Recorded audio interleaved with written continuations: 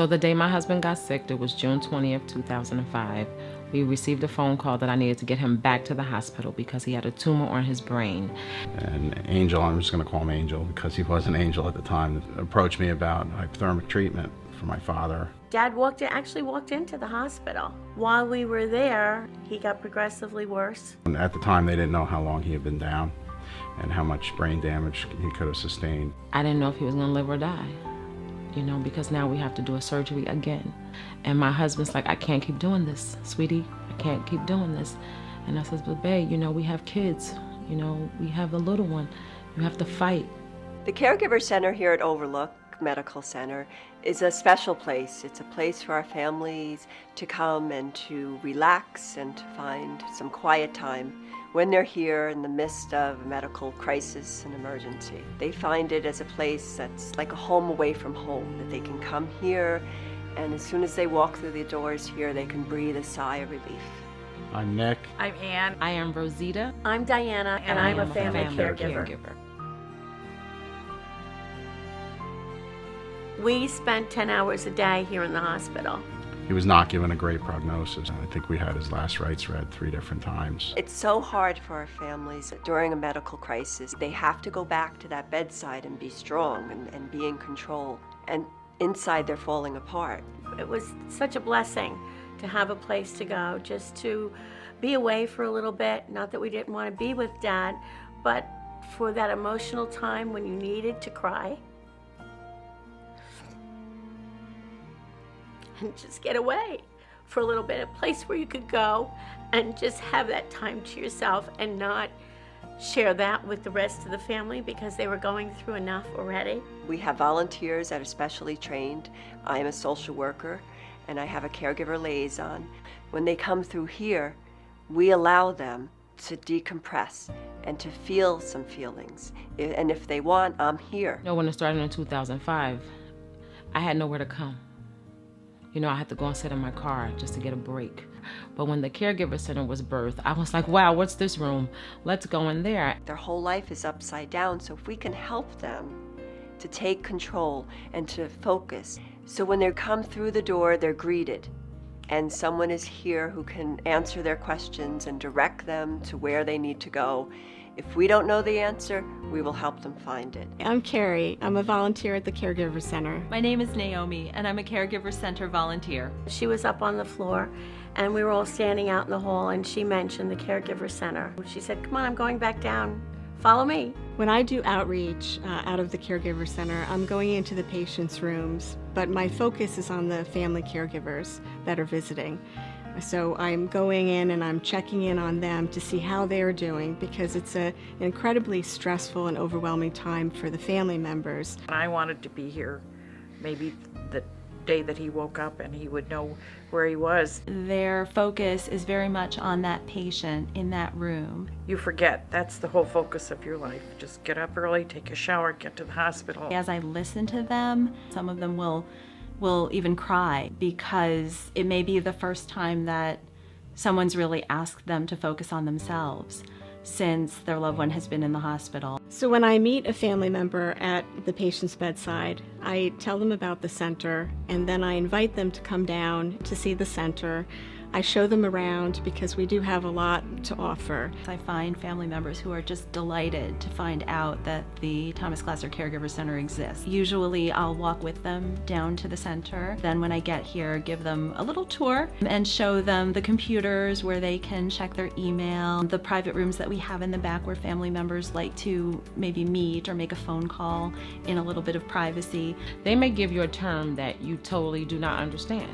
So what do? You just look with a blank face like, what are you talking about? Well, for me, I came over to the caregivers and I says, well, let's go on, let's log on, let's see what we're gonna find about this. And for me, it gave me like a clear picture of what the doctor was talking about. When you spend day after day in the hospital and you're frequenting the restaurant and the cafeteria, the dollars start flying out of your pocket. We also have a whole kitchen area, which is so important. After a while, you don't want to eat cafeteria food.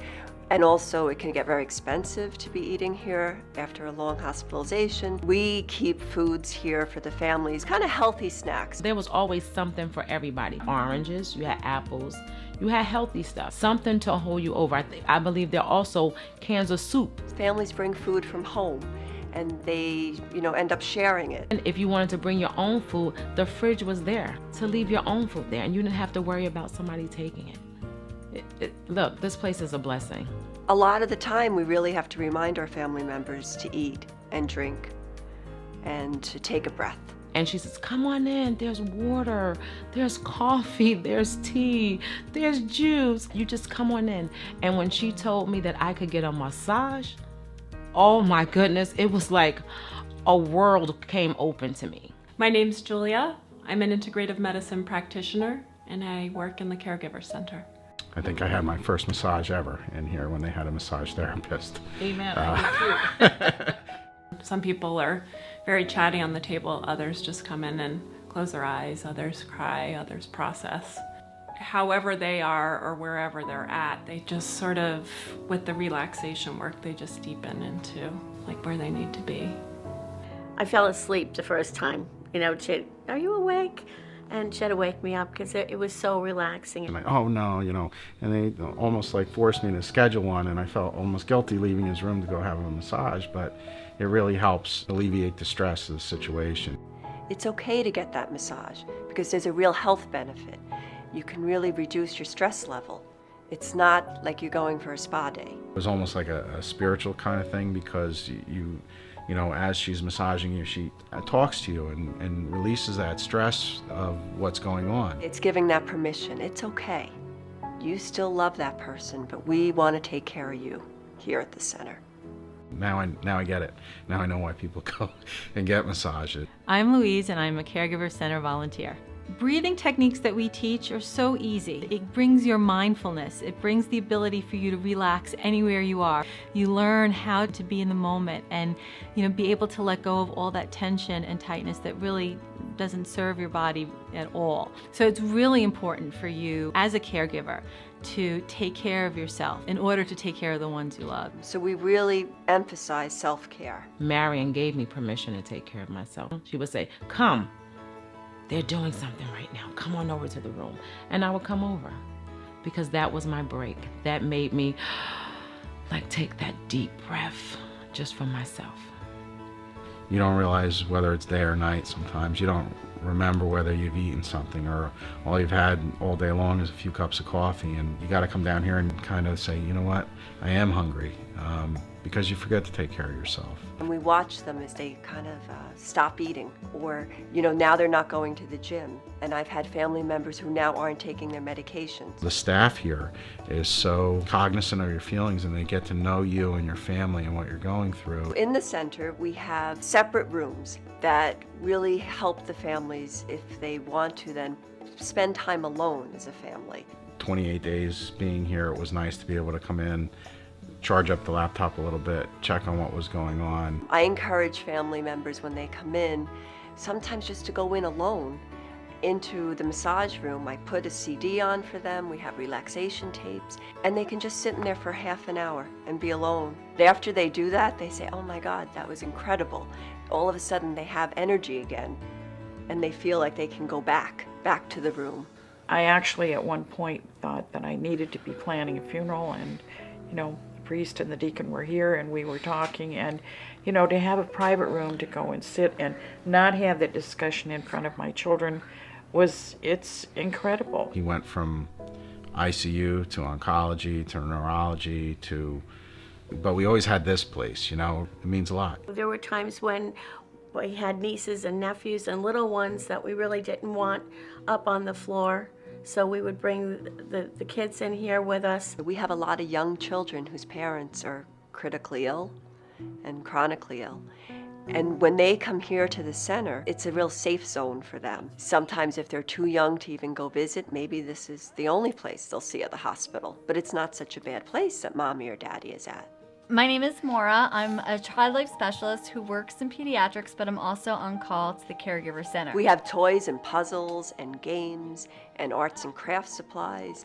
We have iPads. And then again, we have child life therapists who can also be called to come in and talk to them. When I get called down to the Caregiver Center, there's usually a family in crisis. So I'm working with the children and trying to explain in a developmentally appropriate way how we're trying to make their family member better. Pet therapy is really great here at the center. As soon as the dogs come in the center, the whole energy changes. People just light up when the pet would come in. Just to be able to pet a dog and, rough them up a little bit, it's very, very therapeutic, especially if you're a dog lover. To see a dog in a hospital setting just instantly, wiped my worries away for the moment. You get in the moment of petting a dog. It's always a benefit to know that you're not the only one. That there are other people that understand how you feel. Which may be something that you never even thought of, that the caregivers that are here would be supportive of each other, but it happens. It was a place, if you needed a good cry, you could come in and cry without people staring at you and going, what's her problem? They understood where you were at and they gave you your space. One of the most gratifying things I find working here in the center, when I'm sitting in my office, I'll be behind my desk and all of a sudden a family comes in and I recognize them immediately, but then there's someone I don't, and that's the patient. And the family is so proud, like they want to show them, look, this is what we had. And they are so grateful, the patients. And that's the best part when we get to see that. And we also have our family members who the situation, it didn't turn out well. They lost their loved one, but they also come back. They come back. The doctors called and said, there's no more we can do. We're going to pick him up and we're going to take him to a subacute facility. And I said, who? You're not taking my husband to a subacute facility. That's my husband. And I'll take care of my husband because that's what I do. And I had to take a deep breath and I said, oh boy, this is going to be a job. But Marion gave me a book on caregivers. And I read that book and I realized that I've been caring for him all along. I've been giving to him all along. So it flowed easy for me to be his wife, to be his nurse, to be his doctor, to be everything that he needed me to be. The hardest thing was watching him take his last breath. Only to realize that I waited for another breath. And it didn't come. This caregiver center is an extension of the care that you get at the hospital on a whole. I was truly blown away and amazed that they had this hypothermic treatment, that they recognized him being a candidate for it, and that they were able to pull this thing together and bring him back for us. I woke up and realized I was in a hospital bed. I had no idea of the day, the year. I didn't know my name. They tell me I reverted back to my southern roots, big old wink for the pretty nurses and hi y'all, sweetheart. One of the things that was funny is, he said he had the epiphany on January 6th and woke up in Kessler and realized that he was in a hospital. And you click forward about a week after that and he's home, and a few days after that, I'm giving him my regular phone call in the morning and say, hey, how you doing? Oh, I'm wonderful. Well, what's going on? Well, I'm here in my bank account. And he's logged into his bank account, remembering passwords. And I'm saying, I would have been happy with, blinking once for yes and twice for no a month ago. That would have been okay with me. I've heard the stories, and obviously they went through holy hob worrying about me. And here I am. One of the things my wife will tell me, too, to this day, is that the prognosis of patients that come into hospitals, that they do so much better if they do have family members there. I just think that the Caregiver Center gives you a check back to normalcy in this, maelstrom of emotions and things that you're going through. So whether you're cognizant of it or not, it makes you take a little bit better care of yourself. I was totally unaware of all this stuff that was going on, being provided by the care center for my family. But now that I sit here and I listen to this and get a real in-depth knowledge they really did have an anchor to their lives while I was up there fighting for mine. And I once again want to thank everybody for providing this resource for them. It really helped them a lot. Thank you. And don't forget about the cookies. Oh, and all the cookies. Don't forget about the cookies. Yeah. It's nice to have a cookie. when you Always come to wonderful the cookies sitting and waiting too. You gotta get him saying, I'm Dominic, and I'm the Raging Cajun.